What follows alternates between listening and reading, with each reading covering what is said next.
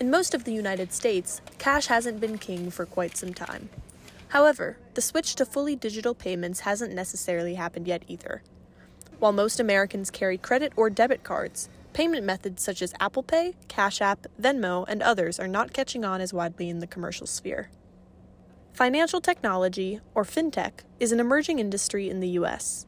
Atlanta is considered a thriving fintech hub, but nearby communities are still far behind in their adoption of digital payment systems.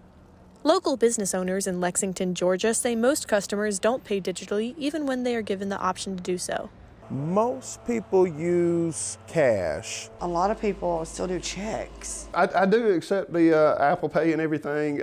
It is a lot less of them doing that. Probably less than 5% is Cash App based. And they're typically kind of on the younger side of the demographic who actually use Cash App on a regular basis. In other countries, such as India, fintech is an integral part of the economy. India's Unified Payments Interface, known as UPI, has successfully established a new frontier in digital transactions since it was created in 2016. So we have 70% of our payments coming in digitally and only 30% cash. And out of the 70%, almost 50% is UPI. The U.S. recorded only 1.8 billion global real-time payment transactions in 2022, while India recorded nearly 89.5 billion. Brazil and China's transactions also surpassed the U.S.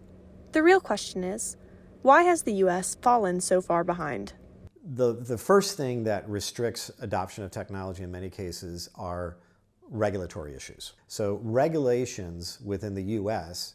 versus regulations in more emerging marketplaces tend to be a restrictor of adoption. The regulations can create restrictions in terms of technology growth. Regulatory factors, cultural norms, and access to infrastructure all play a role in the U.S.'s lower adoption rates. Technology, in my opinion, is less and less of a barrier.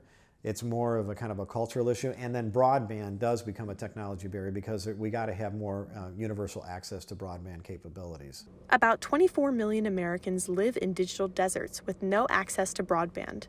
In Georgia, there are 454,950 unserved addresses, according to the 2022 Georgia Broadband Map. Local business owners are also affected by these broadband issues. I'll have a few lapses and it'll take a few minutes where the wheel is just kind of spinning. Or sometimes, in a very, very rare case, it won't do anything at all. Trotter says the heart of this problem is trust. We absolutely have to embed trust into our financial institutions, and the government has to be able to secure that trust.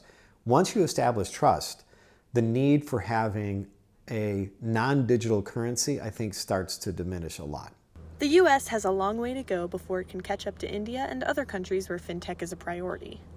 Until then, cash and card might still reign supreme.